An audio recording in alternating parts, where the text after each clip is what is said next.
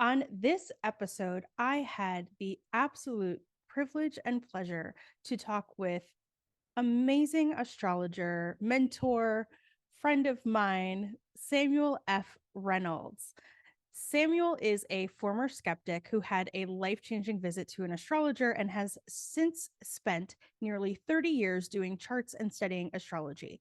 Now, Samuel consults and teaches astrology full-time. He serves as president of the board of directors for the International Academy of Astrology, the IAA, and has written horoscopes for several print and online publications like Ebony, New York Magazine, and astrology.com. His site is unlockastrology.com. You can connect with him on Instagram at SF Reynolds and on Twitter at Unlock Astrology. We talk about the astrology of 2023. It's a wild year. We talk about Mars, we talk about Venus, we talk about the dance, we discuss the eclipses, we talk about the Jupiter Chiron conjunction, we talk about money and finances and the economy and all of the things. So stay tuned for a really engaging, amazing conversation. Connect with Samuel and let us know what you think in the comments. Enjoy. Hey there, welcome back. I'm Taylor Schuler, your astrologer. This is On Thriving with Astrology and More, and I am here today with wonderful master astrologer Samuel Reynolds. I am just so pleased to have you here. So thank you and welcome. I'm pleased to be here. Thank you, Taylor, for having me. And you know what? I just noticed it's Jupiter's Day, and I think we both have blue on, right? Yeah, there we go. Yeah. I actually changed my shirt. I was going to be wearing black, but then I got something on it, and I was like, oh, let me put this blue on. So there we go. We're in tune. yeah, And aligned. so, yeah, we're going to talk a little bit about the astrology of 2023. We're going to talk about how to use it on both a personal and collective level to help us to thrive and see if there's something we can do to make the world a better place with it, and talk a little bit about Mars and Venus and some of the energy that we've got going on with the eclipses this year. So before we started recording, we were talking a little bit about what's going on politically in the United States, and that kind of brought us to this place where we're at. So I'll just start by saying, what's on your mind right now? What's going on in the world, and what are your thoughts about everything I just said? Okay. Wow. I know. Everything you just said. I don't know if I can go for everything you just said, but what's on my mind right now, as we opened up and we were just talking before, doing the show, I was listening to or watching the House proceedings and trying to elect the speaker. So that's been really fascinating to me. Alternately, kind of delightful in terms of a funny way, just kind of, seeing the dominant party struggle. Not because I hate them or something like that, as much as this is so bizarre that I guess I only can laugh. So that's one thing on my mind. A lot of thoughts still related to Ukraine and thinking about the folks there and then what's happening. There's a ceasefire that's underway in terms of, from Putin in acknowledging Orthodox Christmas, Russian Orthodox Christmas. So that's on my mind. And I've been thinking a lot, about the astrology of 2023, particularly Pluto's shift into Aquarius, also Saturn's turn into Pisces and leaving Aquarius. So I've been thinking a lot about him leaving Aquarius and his entry into Pisces. And I think that's significant for me as a Pisces rising, but I'm also thinking about that in terms of the collective. And then Jupiter's, tour through Aries and then going into Taurus.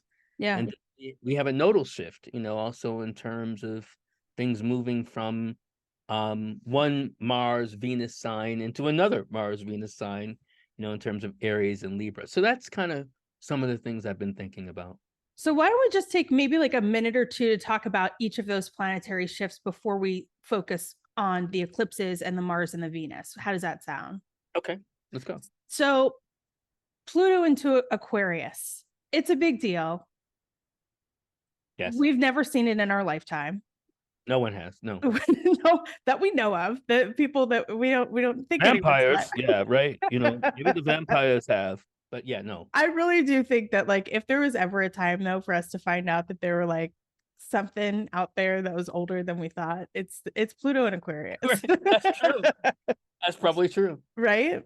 So what are your thoughts? What do you think it's going to bring? And how do you think that we can use it to our highest and greatest good?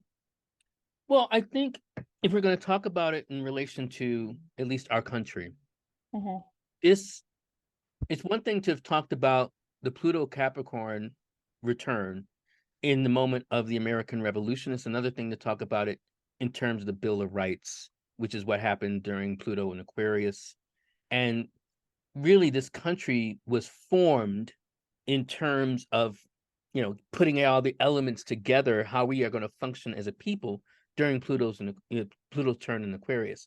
And so, what I have come to think about is how we are going to govern ourselves on progressive levels of how we're interacting, from local levels, municipal levels, to state levels, Hmm. to national levels. So I think it's going to be more about how we, I think, look out for each other, how we're attentive to each other, how we're attentive to what's happening around us. Now, I don't want to make it sound too romantic, like, oh, we're going to love each other. I don't know if it's always going to be love, right? It might be like, yeah, snooping on each other. It might be some measure of the development that we see in China, where people are kind of evaluating your social credit, meaning like, you're how are you doing socially in terms of how people like you or can trust you. We may be dealing with some dimensions of that. So I think that may be some way in which, I think that's longer than a minute, but forgive me. That's okay. But I think that it's interesting to think about, because when it comes to astrology, some people aren't interested in it because they think, oh, well, I hear this negative stuff. And some of what you said, to be fair, is negative, right? But I think what we're saying is that it's an invitation to say, if you recognize this, if you feel there's snooping, if you feel there's whatever that you conceive as negative, that's the invitation to lean towards the more positive or the more constructive way to move forward, right? So there could be an invitation with snooping, because what does that say? It says, I want more information. I want more transparency. I want more agency. I want to know what's going on, right? Or I want more control, which I think is a fixed sign thing. And how do we practice non-attachment in Aquarian? Maybe sort of thing, right? Yeah. I mean, I think that's why I started with pay attention and how we're attending to each other, Mm. because rather than veering toward what could be the negative manifestation, we could emphasize more the positive manifestation where we're looking out for each other. Um, and I think we're getting reminders of that as Saturn is leaving Aquarius, because that really is the notion of this was also the Saturn return of the World Wide Web.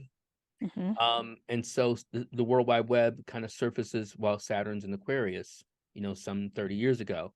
And I think that the web has demonstrated how we can, experience more of a connection with each other. And I think Pluto will reiterate a lot of those lessons.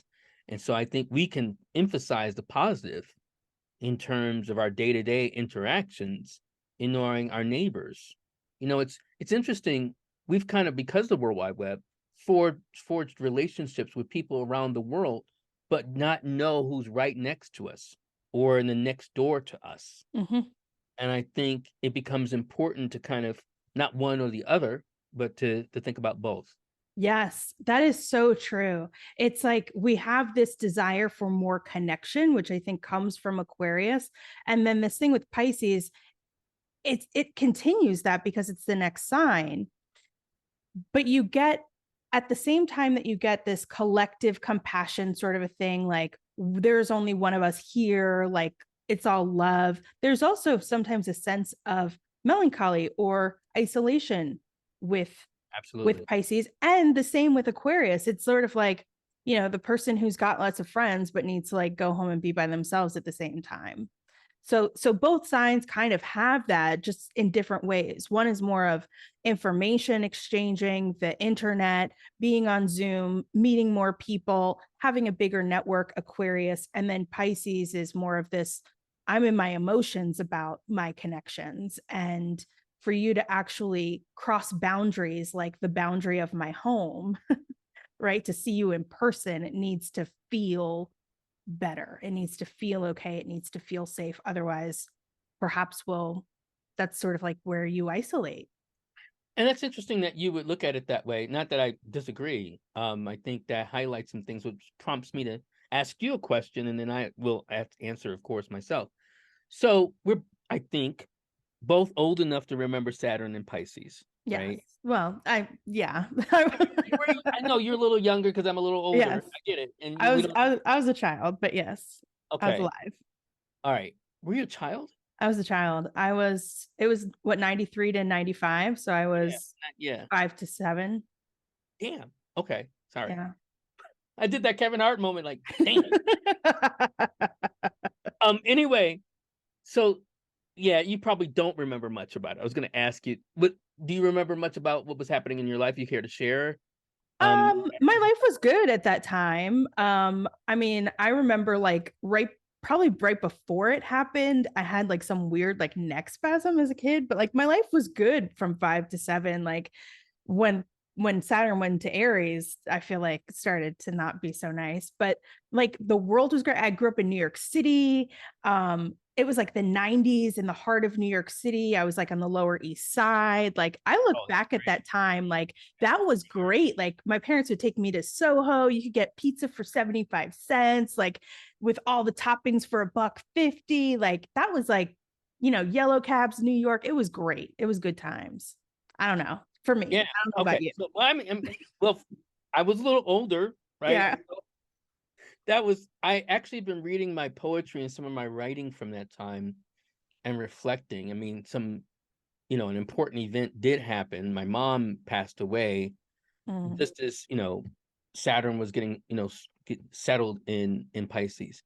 But what I remember about my personal encounter with the era, um, was it led to, when you said about isolation, it also could be a time, if we want to connect it to the idea of the 12th house, as a time related to insulation, where I was kind of insulated. There's a difference between insulation and isolation. Insulation is where you kind of create space, maybe even announce it and share with others that you're going, within, and exploring more the worlds within, in order to kind of not only better understand yourself, but even to tap into different Mm. attunements, Yeah. ways of understanding. Isolation is more so where you feel separated, and it isn't with this level of intentionality in the same way, or dedication. It's almost like you've been sacrificed rather than dedicated, right? Yeah. So can you say that again about insulation? What is So insulation? insulation is more when you have a sense of intention toward, or even dedication toward a particular purpose, whether it's to kind of go more within. Like if you said to me, I'm going to go into the studio and I'm going to Yeah. record something, that's when you insulate yourself, as versus when you isolate yourself. It's kind of like, yo, I'm like in quarantine. You They're not. know, yes. And I can actually see that because I think my childhood was colored in that way for sure. Yeah, Being an only child, there was a lot of times when my parents were like, just go in your room and play Barbie dolls. And as a child, you don't know the difference between isolation and insulation. Like the parent may have an intention of, I want you to feel insulated. I'm here in the other room. You go do that. I'm asking you to have time to be self-reflective and to like, right. develop yourself by yourself.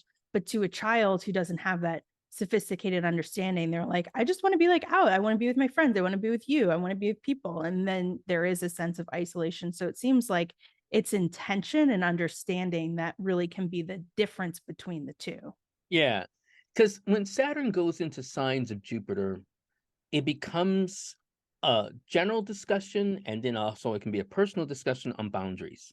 Like when Yeah. Saturn was in Sagittarius, we talked a lot about immigration reform. I mean, around the world, not just in terms of our country, but also in terms of, these people. Where are they coming from? Where are they going to go? Where are we going to put them? And Yeah. I think we have some similar issues, especially with the Ukraine war, um, in a larger sense. But I think that reflexivity or reflectivity that we can talk about with Pisces, which is Jupiter's night sign, nocturnal position or place, is where we can talk about being more reflective, understanding our own relationship to boundaries with other people, what becomes important for us, those internal realms, like you were saying with your parents, kind of saying like, well, go to your room and play with your Barbie dolls. Again, that could be a chance for reflectivity, reflection, imagination, Mhm. all these particular things. I think that's a lot of what the invitation of the pandemic and the year ahead are really, is that we have been isolated, and it was that sort of, like I said, the go to your room and play with your Barbie dolls, or like go be isolated in this pandemic. And there was so much resistance. When this started, I was just thinking back to like spring of 2020. And there was so much that went on. Not only was it the pandemic, but George Floyd was murdered, and Black Lives Matter movement was reemerging at that point in time. Breonna Taylor was murdered, and there was so much anger. We had no idea how to talk to each other. Like if you were in a Zoom chat, there was so much vitriol that we were fighting each other, hating each other. We were just, I mean, that's what my experience, what I witnessed, right? I think a lot of us did too. And eventually we got burned out from doing that and realized like, why do I have all of this anger? Why do I have all of these emotions? And over the past 2 years, I think it really has evolved. We have all evolved. There's been a lot of talk about people who are trolls on Facebook and, just mean for no reason. And, if you want to keep doing that, you can keep doing that. But the isolation that we've had has been this invitation to like really look at our shadow, look at our emotions, look at what we're doing, how we're living our life. And then can we get comfortable with the silence or with the isolation to move more towards insulation, incubation too, right? Right. Incubation as like a 12th house sort of signification as well. Because I think we all do need to incubate ourselves, our souls, our hearts, our minds, to prepare for this next phase that we're moving into. I feel like where we are in the first quarter of 2023 now is a lot about the beginning of the end and also the very beginning of the beginning. Yeah. And especially for us as a country, I mean, we're going to be coming out of this Pluto return, going into, like I said, another kind of return about how we form our country and think about ourselves, which is another kind of critical issue. Yeah. And what about, I'm sorry, go on. Oh, no, you go ahead. Because I think the other thing we were going to talk about for a minute was the Mars Venus. Yeah. But before we get there, I wanted to ask you, because you mentioned, you're a Pisces rising, I'm a Pisces rising, and you're thinking about it because Saturn is going to move into Pisces. So what's the thought there for any other Pisces risings out there? Yeah, or even those who are mutable, right? Because then it's going to affect your angles in some particular way. And just to be clear, in terms of the mutability, it's Pisces, Virgo, Sagittarius, and Gemini. Well, since we're focusing on thriving, and I generally do that and believe that as well, what kind of helps build advantage and growth in your life? I have initially been thinking about it in a negative sense because of the trauma that happened with my mom, right? In terms of her passing. But as I was reviewing my writings and looking at my life, because it was a tumultuous time. I was 27, 20. Oh, Yeah. well, okay. So your Saturn return. Yeah. So it was just at that, and also the the nodal opposition I was contending with. And Lunar return. Progressed lunar return, right? Yeah. So all these things were converging at that It's a tough heady age. time. It's a really tough And age. so what I've been thinking, like, okay, what might this mean? And I think again, it can be this time where, Saturn, I call the planet to sit your ass down. You may have heard me say that. It's kind of where you have to sit with yourself. You have to sit with, maybe sit out with something, or it's where you can experience the heaviness. But the heaviness doesn't have to become a bad thing. It could be where you have more responsibility, more sense of authorship and authority, related to what's happening in your life. So I've been thinking about that. How am I going to deal with better senses of authority? Am I going to write? Or is it going to be, because one thing this is kind of personal, but it relates to that. I also made that transition into drama. And when I say drama, I don't mean like, drama. I mean like literally into theater and Yeah. writing and things. And I think that might be the comeback. Not that I'm going to leave astrology, but maybe add some dramatic elements related to the work I do.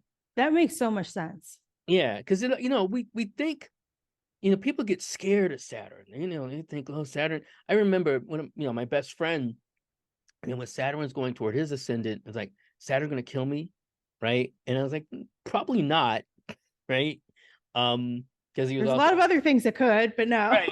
Probably not going to be Saturn. He's going to be like, Yeah. knock you out. I think Saturn is going to, Saturn wants us to always get to the truth, get beyond the hyperbole of Jupiter, where we kind of magnified things, expanded things, and be like, yeah, but do you need all this? Right. Do you need it? What can you let go of? Because when things are too heavy, and especially when Saturn and Jupiter are interacting, whether it's Saturn moving into a Jupiter ruled sign, or we're having the opening semi-square to the Saturn Jupiter conjunction that happened at 0 degrees Aquarius on December 21st, 2020. And there's going to be Jupiter sextiling Saturn. So we're having multiple Saturn Jupiter things happen this year. Right. And you're right to point out just like the mutable cross, because for so many reasons, like, yes, it's going to hit all the angles.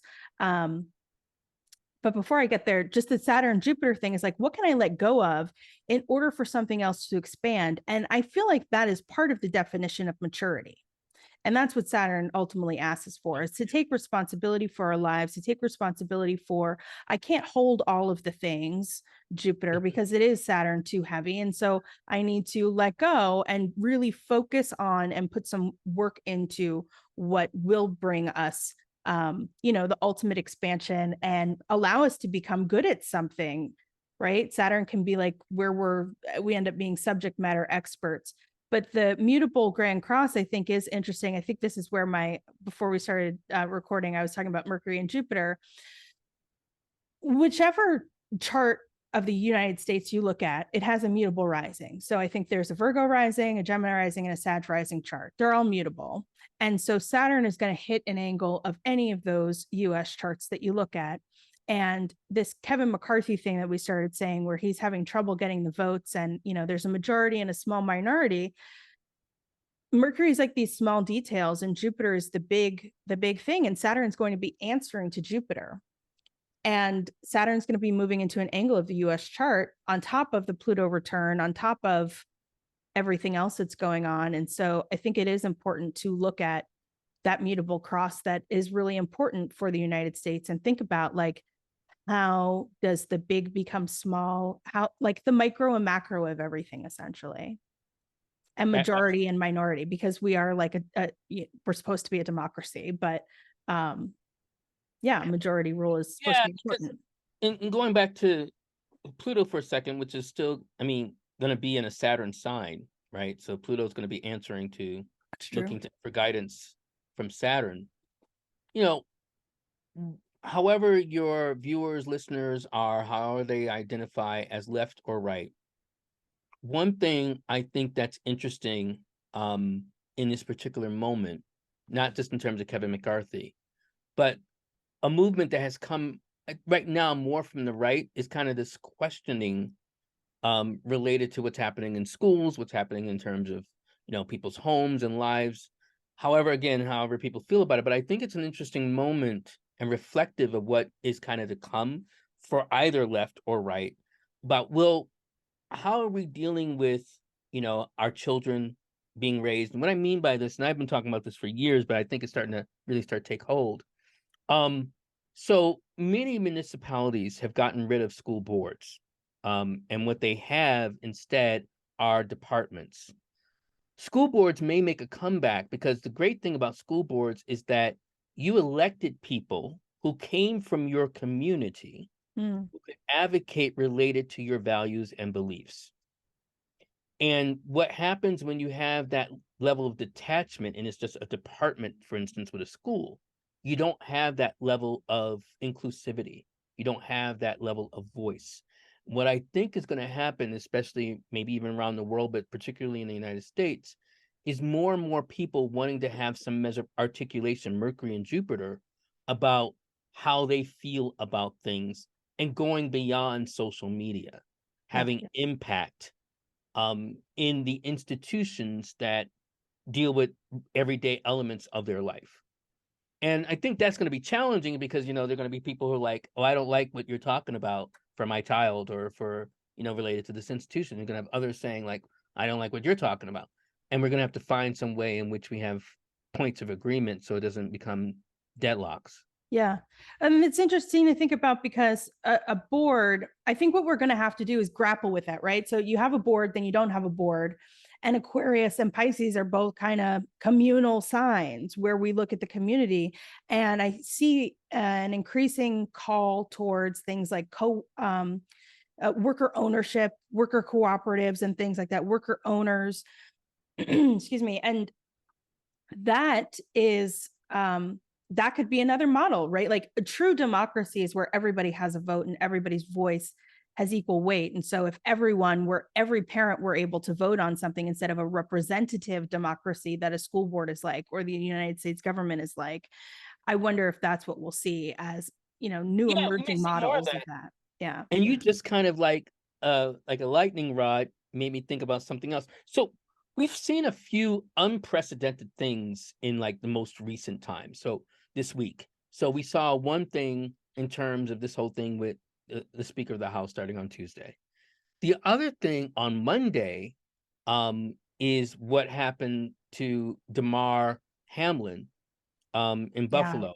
Yeah. And I hope he pulls through, and that is my hometown. Even though the Bills are not my home team, but I'm still rooting for my hometown because it's gone through a lot. Now, why I'm bringing this up, we saw something really unprecedented, which is that the players said, I'm not going back out there, right? And then the coaches kind of went along. NFL was kind of like, no, the game must go on. They're like, yeah, no, I'm not going out. And I think that really is significant related to what we're talking about, where we're seeing more people on the ground, literally in that case, wanting to have their voice in terms of the choices that affect them, right? Those players. I don't think, and I've talked to other football heads or read other football heads.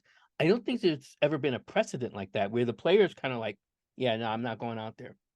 Or when the NFL period decided not only to not resume the game immediately, not resume the game that day, but not resume the game the whole week. I mean, I don't think we know when the game is going to happen at this point. Right. The last I heard was like, it's not going to be any time this week. But yes, that sudden, like, 1 in a million billion things that could have happened. And I was talking to a friend yesterday and he reminded me of Steve Irwin. So I have to look at Steve Irwin's chart and see if there's something there.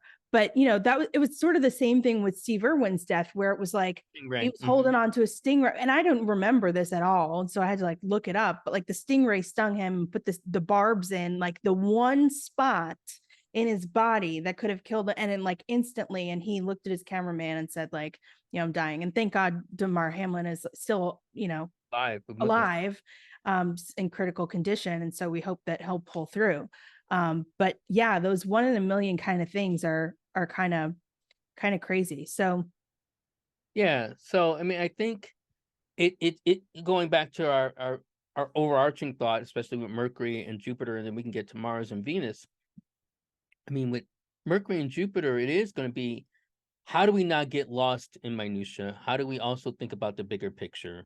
How do we also start to, figure out and frame more this sense of, articulating, having other voices heard? Because one of the arguments against full-on democracy, rather than a representative democracy, a republic as we have, is that, well, how can everyone be heard, right?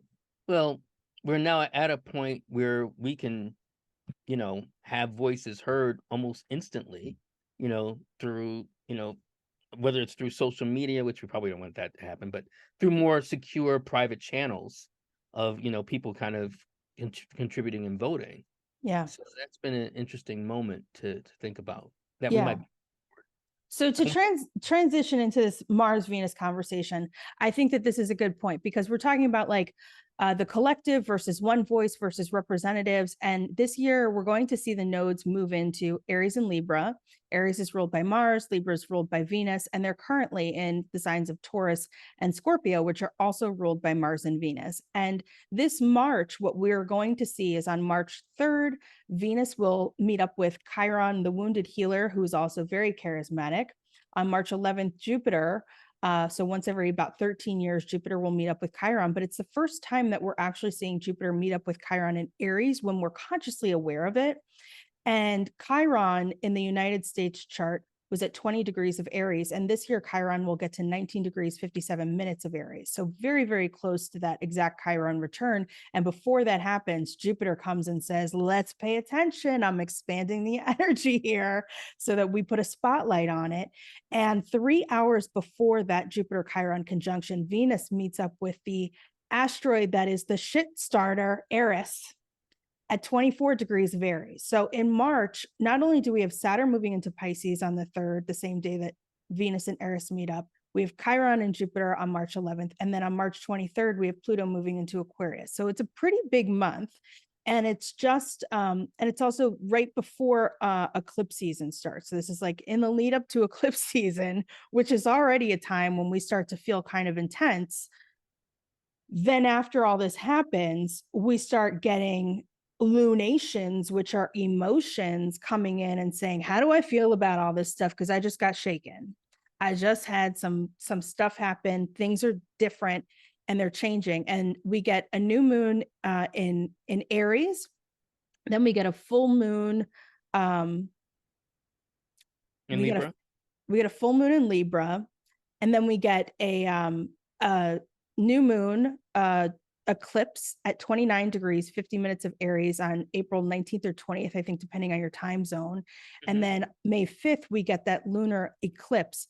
And why I think this is a good transition between the Mercury-Jupiter conversation and the Mars-Venus eclipse conversation is because, one, we're talking about Jupiter, and two, because when I've looked into this, like historically, and just thinking about the archetypal energies, some of what comes up is this conversation about a charismatic leader. And it's echoed a couple times. One is by Chiron. So David Cochran did some work on how Chiron really denotes charisma in a chart. So if you have a sun Chiron, it's about charisma. Because if you think about it, Chiron was this teacher who taught like heroes. He taught Achilles, he taught Jason, he taught like Asclepius. You got to have a little bit of charisma to get these guys' attention. Like they're not just going to go listen to Joe Schmo. They need someone who can keep their attention and actually have like some skill or some expertise, some weight behind them. So Chiron denotes charisma. It's in the sign of Aries, which is like the sign of the individual. You could say it's a sign of a leader. I personally think Aries are leaders. I love Aries. And then it's echoed because we're going to have Venus retrograde this summer in the sign of Leo, another fire sign, a heart-centered sign.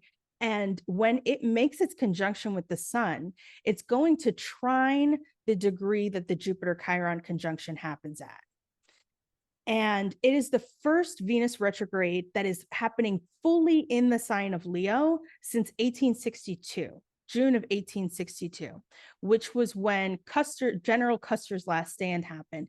And if you look into that story, it is the story of a charismatic leader, but posthumously. So his wife ended up like spreading this wild story. And then all of these people popped up and said, I'm the final survivor of Custer's last stand. And so we do get this energy, I think, of, and we're already seeing it with Elon Musk, with Jeff Bezos, with whoever, with one of my favorite examples is Lizzo, when she was awarded recently an award for bravery or courage, and she didn't want to take it. And instead she brought like 20 individuals who are part of social justice movements and organizations, like nonprofit organizations. She brought them on stage with her. So how do we identify charismatic leaders? And are they actually supporting groups of people, which is an Aries Libra thing? So am I an individual Aries, and how am I using my uniqueness, my individuality to Libra be in relationship with others? Is that a question for me? Because I don't know. I mean, I yeah, don't know. I'm curious to your thoughts on that. I know I just said a there's a lot. lot to absorb because there's still, I'm still processing Yeah. Chiron. And I guess in terms of looking at the question of charisma, I guess I'm wondering, like, should we be looking out for a charismatic leader? Is this going to be like the arrival Yeah. of the Antichrist? Well, I I'm think joking. we That was a joke, and I mean, no, I like, know, but I think we already have these charismatic leaders out there, and we may see more. But but to be fair, okay, to give you a little pushback on it, I mean, don't we always have charismatic leaders? Haven't we always had charismatic leaders that in is our fair. history?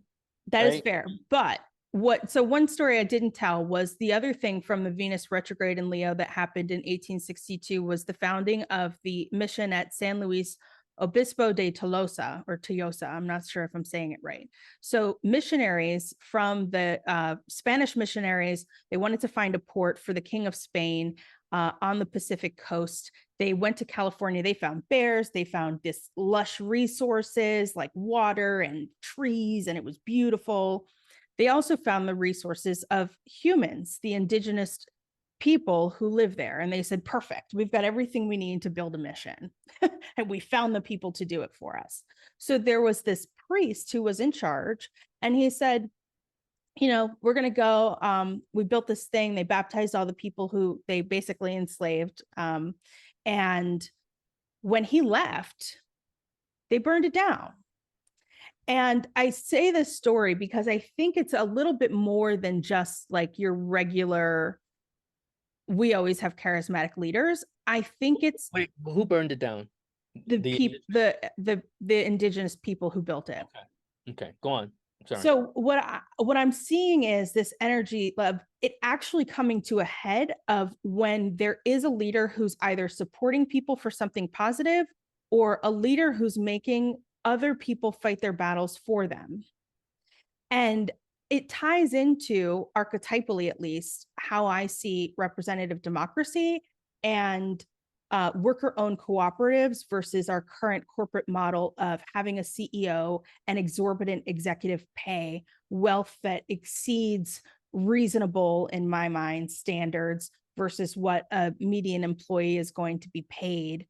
Just like this real disparity between a leader who's in charge, whether it's the priest at the mission or an executive CEO who's paid ridiculous amounts, and the people that he baptized who built the mission, or the employees at a company today, and people saying enough is enough and I'm not okay with this anymore, or having a Lizzo who says, I'm going to use my agency, I'm going to use my voice, my power, my talents, my gifts, my attention to get a group of people who are actually making the world a better place. And they happen to be individuals who are in charge of their own little organizations, which is interesting to think about. But to say, we're going to use our collective power in new and innovative ways to think about new models of being together and honoring our individuality and our individual sovereignty.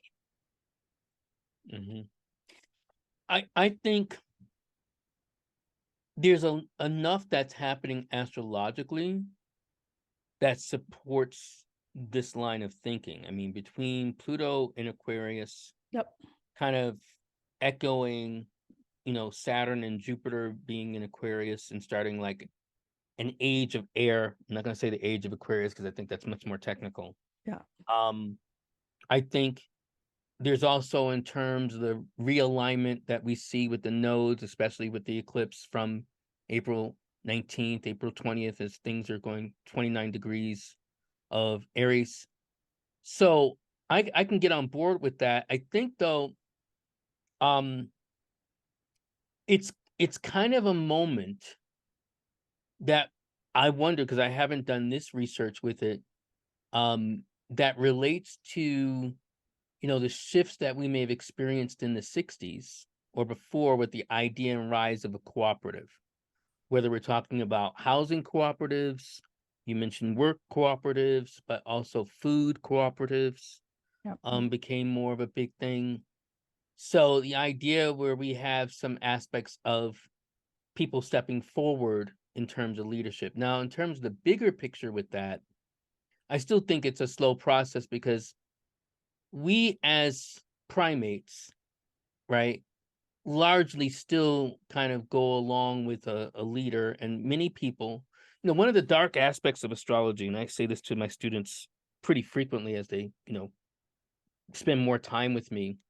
One of the dark aspects of astrology is that most people don't want responsibility for their lives, right? How much responsibility do people want to have for their own lives? They want to put it on Saturn. Do they say it's fucking Mercury retrograde? Who's doing this to me? Rather than thinking about, no, you left the house late, right? It's not Mercury that did this to you. It's not Saturn that prompted this. So I think it will still bring up these fundamental questions about how we kind of give focus to leaders and to ourselves. One of the things I haven't said, and I don't know if this is being objective enough, because I do want to be that related to what's going on in our country, but one of the reasons why this has happened with the Republican Party in Congress is because there was a segment of the party that wanted to be moderate and at the same time, kind of went behind a very charismatic leader who really kind of was more about things related to himself. And then there was like the segment of people who were really just kind of along the lines of this particular person, Trump, we'll just say that, and now have kind of be rigidified in a certain way. And again, related to this idea of a charismatic leader.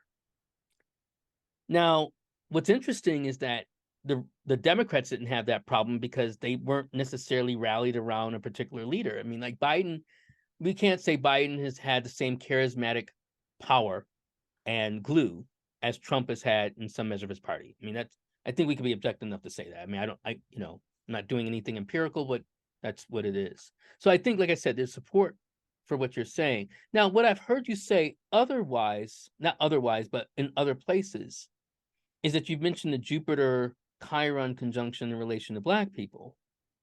Is that Yes, right? yeah. Okay. Yes. So what The civil rights civil movement. rights movement Yeah. specific? Yeah. And so were you thinking at that time, because maybe I didn't understand that point before, this is not just what you just said, Yeah. in terms of the charismatic leaders that we had then, in terms of Dr. King and Malcolm X, or were you thinking in a different way?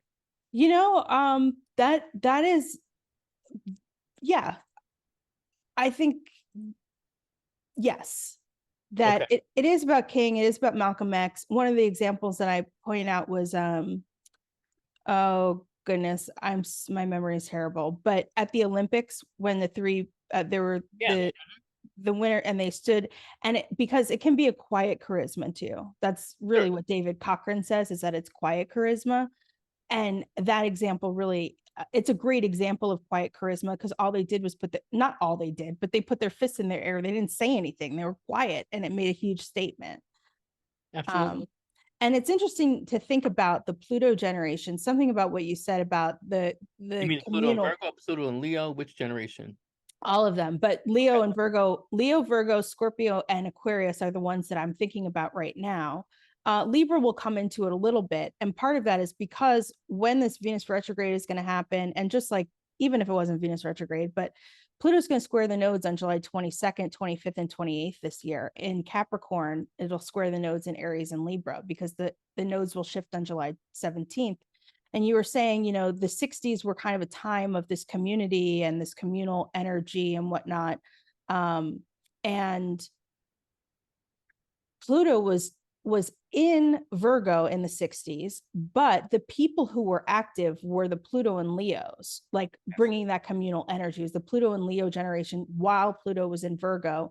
Pluto will square the nodes, making, a trine, at least by sign, when it's in Capricorn, to that generation. And then it'll shift into Aquarius, where it will oppose Pluto in Leo, and it will square Pluto in Scorpio. And was it Dane Ridjar or Michael Munn-Casey who said the world points are at 15 degrees of the fixed signs? And so we won't see Pluto at 15 degrees of Aquarius for like at least 10 years. But the point that those signs are like this world axis to a certain extent, and there are world points at and in the cardinal and the mutable signs as well.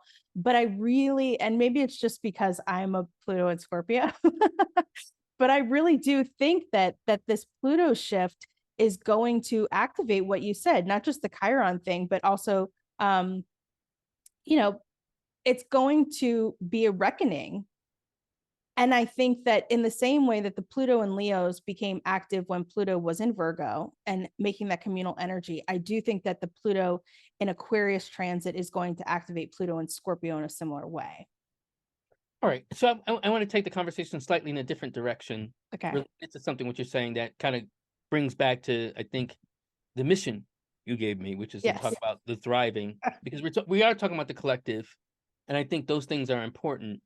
But I'm going to go back to something. So, because I'm fascinated by this conversation related to charisma, not just charismatic figures and that.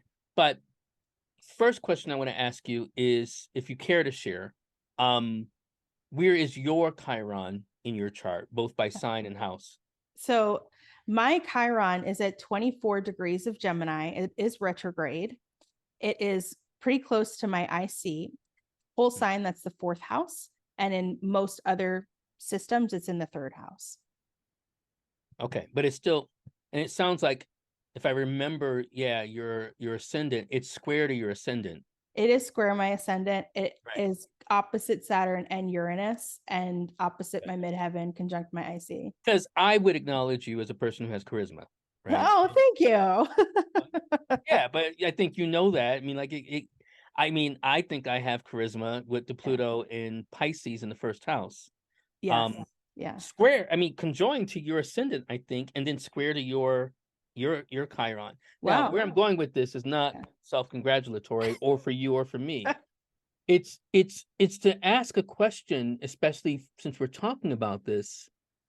Well, one, what is charisma, and how do you think people might cultivate that for themselves, or if you think they can?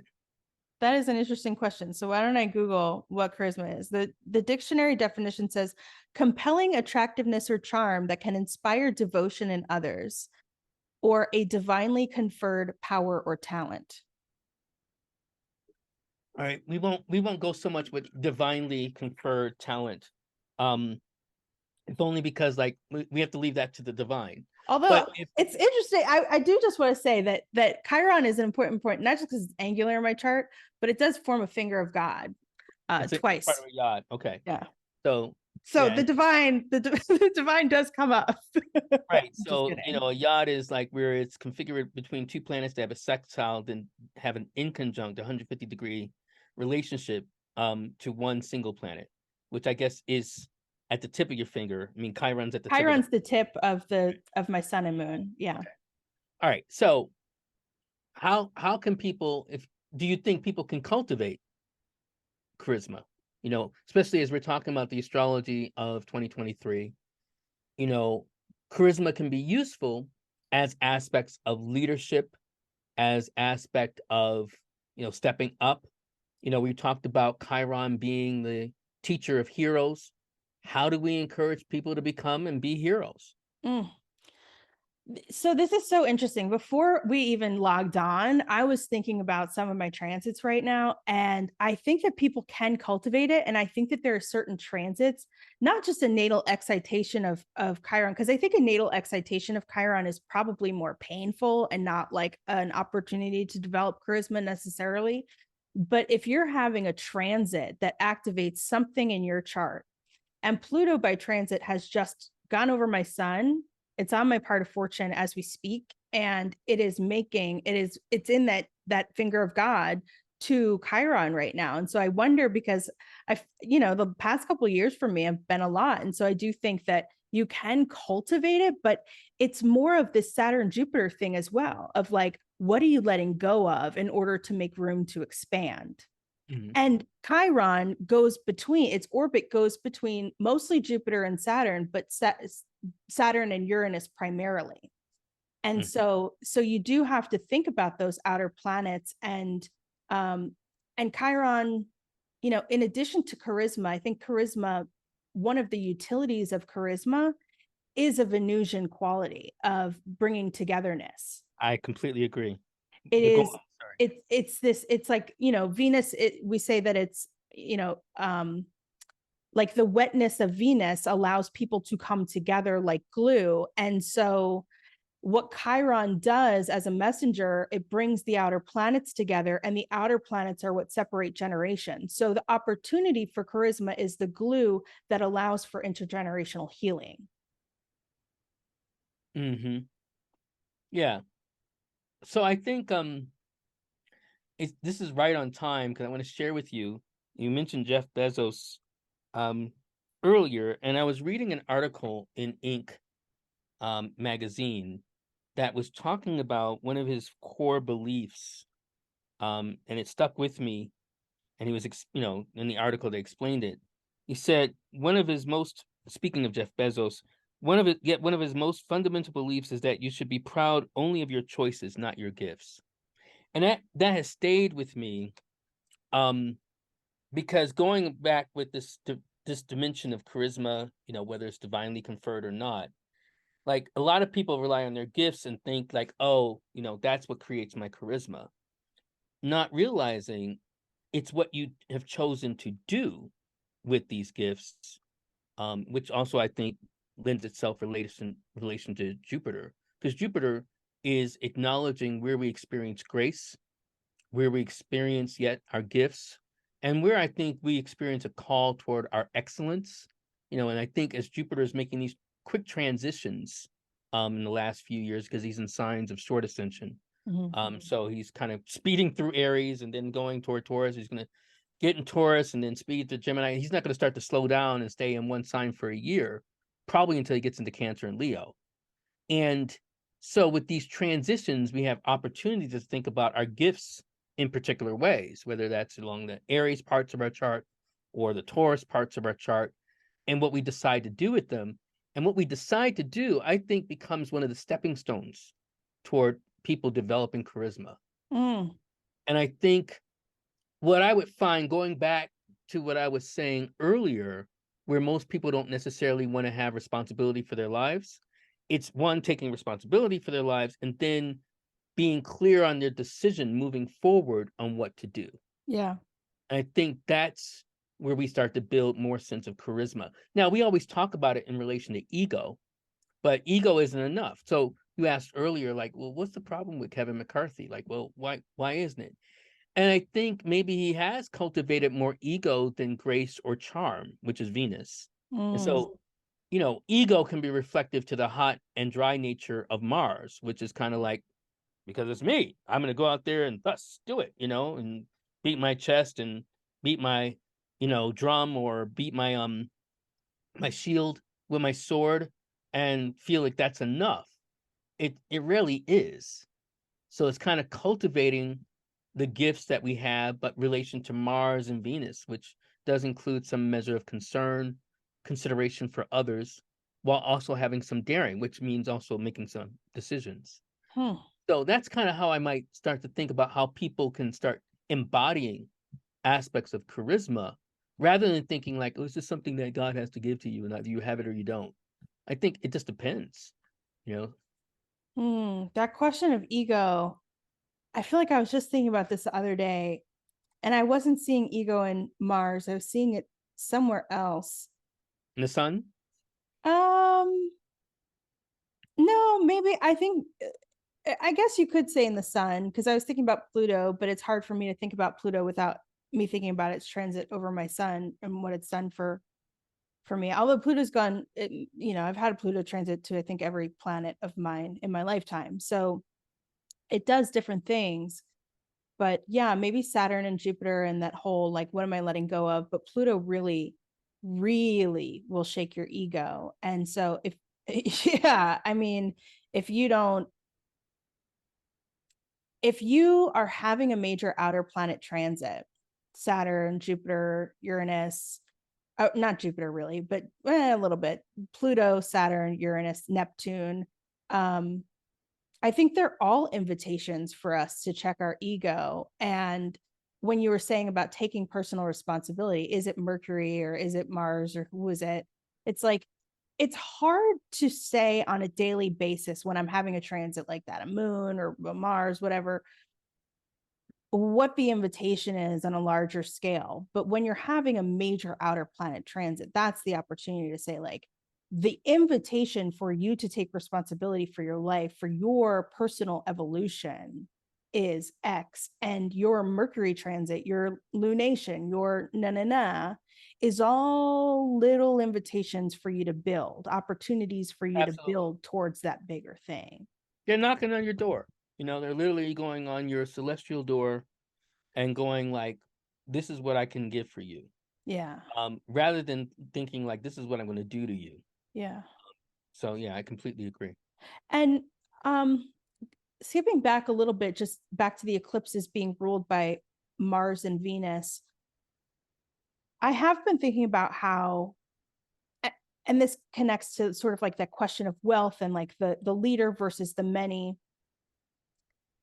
When the nodes are in Taurus and Scorpio, I think one of the things is like, how can we use wealth for our healing? Taurus, wealth, Scorpio, this stuff that kind of sucks needs to Well, I be think they healed. both can be indicators of wealth. I mean, one of the challenges, I like challenges, that I always throw back at people when they say, "Oh, Pluto is the ruler of Scorpio," which, fine, okay, but Pluto could easily be the ruler of Taurus, right? In terms of, the wealth of the Earth, Mhm. right? Which is kind of what relates to the idea of Pluto. But you're making a larger point about wealth itself, so we could just say along that axis, we're talking about wealth. So what's your larger question? Because it sounds juicy. Well, I think it's, I am curious about what you think in general about Venus and Mars over this year. But I wonder if you would think that part of the story of having the eclipses and the nodes go through these 4 signs this year, is to think about how wealth can can speak to our collective healing, and how that is tied into the disparity of wealth being the Aries Libra part of it, and also the Jupiter Chiron of, there is one person who makes an exorbitant amount of wealth. And then I have another question for you about Well, Pluto. I might broaden the use of the word wealth to resources. And I think it becomes important to start thinking about what resources we have. Um, Not just in terms of, as a collective, as a planet, but also even between us, because we've been talking about community. And one of the fascinating aspects of community, when we have genuine aspects of community, um, is how people agree to share resources and are open to that. And that becomes wealth, right? That becomes where one experiences a sense of plenty, you know, because you could, in a certain condition, and you and I are both in the Southwest, in a certain condition, when it's really hot or there's a drought, your money doesn't necessarily mean much.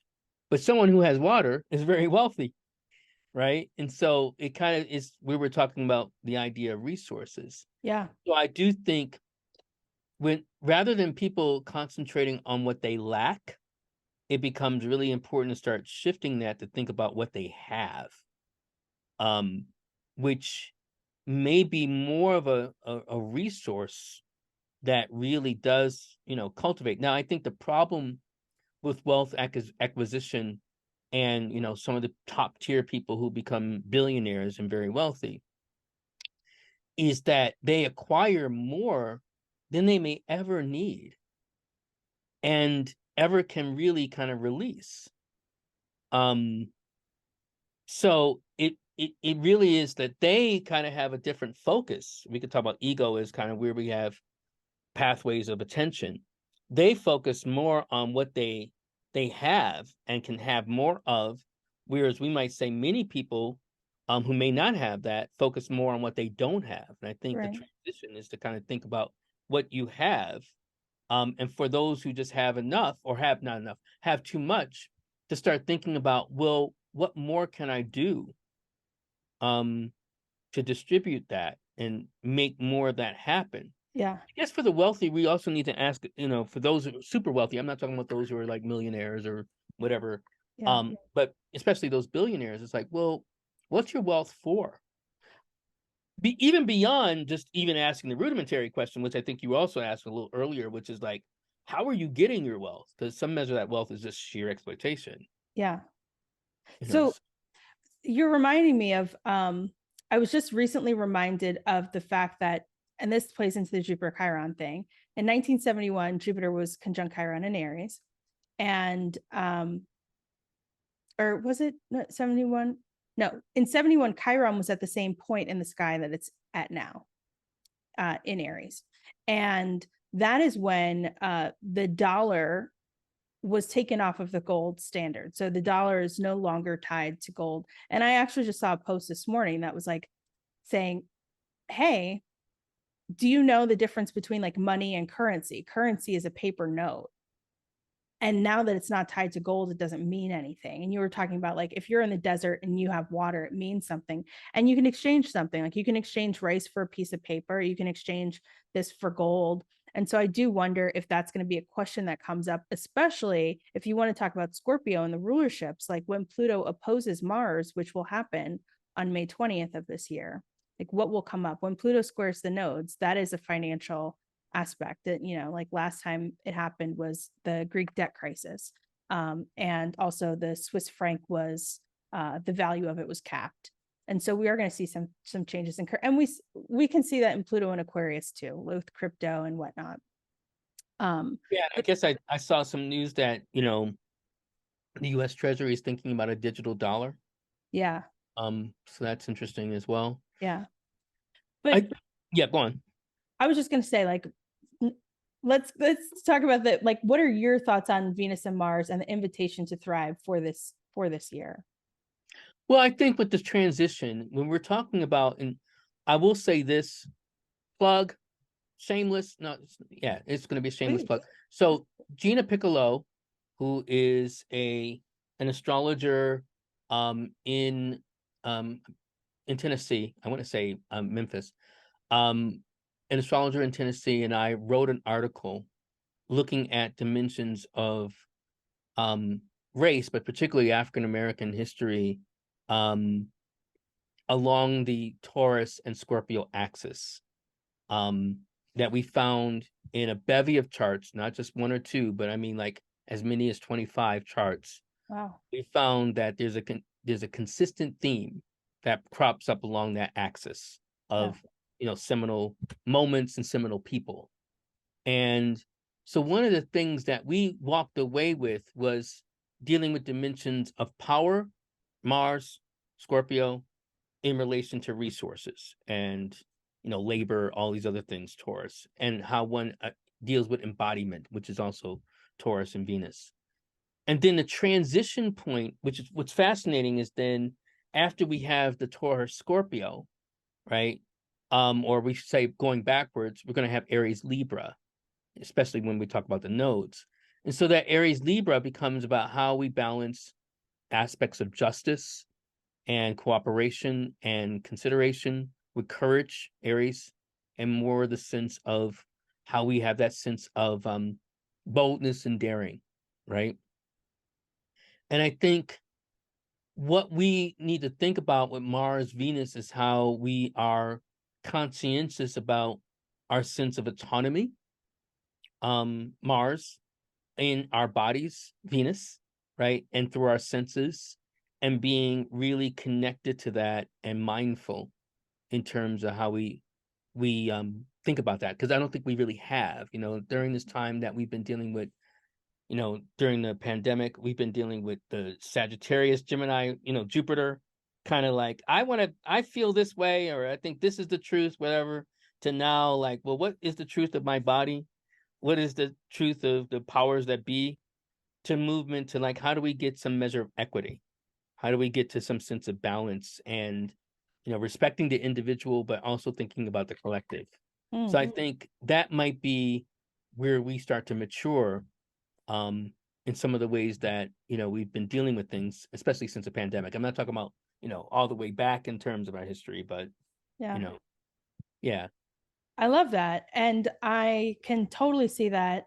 I've had a conversation with a couple people about Taurus and people who are revolutionaries. And I think there is some debate about Taurus being a place where it's very obvious to some people that people who have heavy Taurus placements are people who shake shit up and want to change the world. And then Oh other yeah, I people think I go, started how that. could Taurus do that? What I do think you mean? I started that. I think, if I, like, yeah, Because I yeah, started talking about that on Twitter. I don't know, 10 years or more ago, good. saying, I'm glad. I said, Taurus, I would say, and I'm being clever here, and I'll explain how I'm being clever in a second. I say Taurus is the most radical sign of the zodiac. Now, the actual word radical that I'm using is a trick or a play on words, because radical comes from radix, rooted, right? And radical came from the 19th century. This idea of rootedness was going back to basics. It was kind of Mm, the most radical thing you could do, was kind of returning back to, how things were, or how things really even could be, right? yeah. So when I say that about Taurus being radical, as a fixed earth sign, they are, going toward their sense of rootedness. One way of thinking about revolution or change is where we have people who are resistant to change. Not necessarily like, oh, let's just like Taurus would be like, yeah, I'm not doing that. That doesn't make any sense. Yeah. That's not going to happen. Or this, that. And again, going back to Taurus as an earth sign, that doesn't make any sense, dealing with aspects of sense. So I think that also is there. Yeah. And understand it. Because that came for me when I looked up, because I used to do an event, make this very quick. I used to do an event where I would talk about the sign of the month. And I remember when I got to Taurus, and I usually would focus on sun sign. There was once this website that listed, particular names and then what they did. I saw more revolutionary under Taurus or with Taurus than Yes. I had seen with Aquarius, because it was always in my mind, well, Aquarius certainly is the most revolutionary sign of the zodiac, but I didn't see that with Aquarius. No. I think they're innovators, but that's Yep. not the same as revolutionary. It's not. Like Karl Marx and Malcolm X are two that come to mind. And I just had a conversation with Bear River about some similar stuff. And we brought up Malcolm X and Karl Marx. And it ties into what we're talking about. It ties into the civil rights movement and Chiron and Aries. It ties into the Taurus Scorpio stuff that's going on, and this question about wealth as well. And I absolutely agree that sometimes the most radical thing that you can do is go back to basics, because what you see is that nature-based, nature-informed design is the way that it's supposed to be. But as human beings, we like overthink everything, and we have these man-made constructs that just don't make any sense. And then they fall apart. And then you have to have someone come and shake it up and say, let's keep it really simple and enjoy the simple pleasures in life. Correct. And let's go back to nature and be in our bodies and be able to like have the commons and farm the land and just like live and have our needs met, which is like a Right. radical idea. Like I can live and have my needs met and I don't have to like be enslaved. And I don't know how you feel about this, but Stephen Forrest, I think he said for Pluto in Taurus was about volunteering for slavery. It's one of the phrases that he used, which on its own sounds really bad. But it's like, how do I volunteer to like not have my needs met? How do I volunteer to like work way too hard? It's not like the Tauruses that some of the more Taurus Virgo people, they work so hard and kind of refuse to let go of like, I am allowed rest. I am allowed to have my needs met without having to work myself to death for it. I agree. I'm sorry. I had to process and go through, like, I think a whole, because Stephen Mm-hmm. Forrest I count as a friend. Um what I think I understand what he means. Doesn't mean I agree. Yeah. Um, if you're coming from an evolutionary point of view, from the soul's point of view, you have elected a particular life. You have selected a particular life. So I think that's what he means in terms of volunteering. For that. That's not my worldview. So it's not, anything I can subscribe to or would subscribe to. But yeah, I think it is kind of more so dealing with getting, like you said, back to basics. I mean, I always tell people, like, if people ask my Taurus, I give them the short list, like, oh, you mean like Vladimir Lenin, um, or Robespierre, Maximilian Robespierre, or Sigmund Freud, who talked about getting back to our libidinal urges and more in this idea. I mean, like also a Taurus, Ho Chi Minh, Stevie Wonder, James Brown, all these different people, and John Brown, you know, getting back to basics, what they think is right. David Hume, they're not going to be inclined just toward the complete abstract or metaphysical. It's kind of like, make it make sense for me. Yeah. At least by sun sign. And even when it's not sun sign, if we talk about Martin Luther King, it's believed, if he is born at noon, he's a Taurus rising. And just what gets deep, I think about this a lot. So he was a Capricorn with a Taurus rising, right? And then we have Malcolm X, who was a Taurus with a Capricorn rising. Ooh, wow. In terms of just their inversion. Yes. Right? In terms of that, we were talking about the charisma. So again, it's a testimony that relates in relation to Taurus, is kind of getting back to basics. But what I always say about Capricorns too, whether we're talking about Venus in Capricorn, Mars in Capricorn, the signature itself, it is kind of getting primal. It is getting back to like the prime energy of the earth. And I'm using that word on purpose, prime, because it's cardinal. And a lot of people think cardinal is singularly just about, being pushy or whatever, and not realizing like, no, that's kind of like when you're dealing with like something in its, its clearest form. It's like Aries is in, as first fire, right? And then Capricorn is first earth, which we experience now on our calendar as literally the first of the year, right? And when we have the experience of the newness of how we ground ourselves. So anyway, I think I'm going off on a tangent, but that's kind of the essential That's point. all good. That's what I do. But yeah, and King, I believe, had Mars out of bounds. So it like really emphasizes that Mars Absolutely. Of like, how do we take action? How are we going to do it radically differently? And he, ended his life with the People's Campaign, which was really about having our needs met. Yeah. And looking out for people. I mean, he was there in Memphis. Looking out for people. Pluto and Aquarius. Support sanitation workers. Yeah. Because people just think that Dr. King was just about, Black children and white children coming together, and not realizing that the King of 1968 is very different from the King of 1963. And that's just in 5 years. Like, I always encourage people to read his last book, Where Do We Go From Here? Chaos or Community? And it was a king who was really focused on exactly some of the issues you were talking about, wealth discrepancy. He introduces in that book the idea of guaranteed income, and that may be another idea that kind of surges forth. I know Andrew Yang was kind of promulgating that during his presidential campaign, I think either 2016 or 2020, both, I don't remember, but it's that same kind of thing. So that may also make another entry into American politics. Yeah. Well, I think that is probably a good note for us to wrap up on. But we can talk. Probably. I know you can, unless there's any last thoughts that you have. But I would invite people to definitely read the book. Think about universal basic income.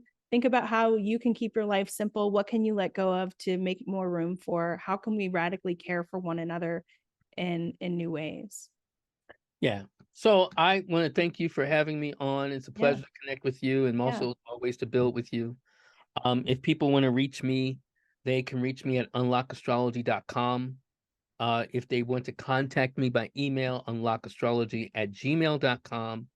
And also, if they want to kind of connect or see what I'm talking about on social media, on Twitter, I'm still on Twitter. It's Unlock Astrology, all one word. And then on Instagram, it's S as in Sam, F as in Fred Reynolds. So SF Reynolds. Awesome. Any classes coming up or speaking engagements people can catch you at? Yeah, I mean, there's I'm going to be going on a cruise in a few weeks. I don't know. Yeah, I wish I could go. Hortley, and Cassandra Butler and some other people from Lilydale. in terms of that spiritual community. So I'm looking forward to that. And then, of course, Taylor and I convene again at NORWAC. So this is now the time for people to purchase tickets to come to NORWAC. So we hope that people come for that. Trying to think, is there any other conferences? What's happening with OPA? OPA's having a conference in April. I know I'm participating in that. Yes, yeah. So you'll see, and I don't have the dates, but I'll try to put it in the notes below. I don't have it off the top of my head, but I think it's in April. Yeah, so we have that in April. Yeah, around Earth Day for International Astrology Day. I think it might be like the 22nd to the 25th or something like that. Oh, and yeah, and this is where I need to be clear on dates, but I'm also doing something with Catherine Urban, who also is an astrologer. And I'm doing a class on a lot of fortune and a lot of spirit. So if people want to kind of learn more about those placements, come to my class or look out for my social media where I'll be promoting that. Awesome. Wonderful. Well, thank you so much, Sam. It has been a privilege and honor and such a pleasure. I'm very grateful. Same here. Same here. All right. We'll see you guys next time. Bye, everyone. Bye. If you enjoyed the episode, please take a second to rate and review. Each review helps us to find more heart-centered, forward-thinking folks just like you. Don't forget to take a screenshot, share it in your Instagram stories, and tag me at Taylor Schuler Astrology. If you're interested in an astrology consultation with me, you can book online at my website, taylorschuler.com. If you like my digs and you're looking for short-term furnished rentals because you're a digital nomad like me, or just because, don't forget to use the link in the show notes or code Taylor_C6I at hellolanding.com for $250 off your rental. See you next week. Bye.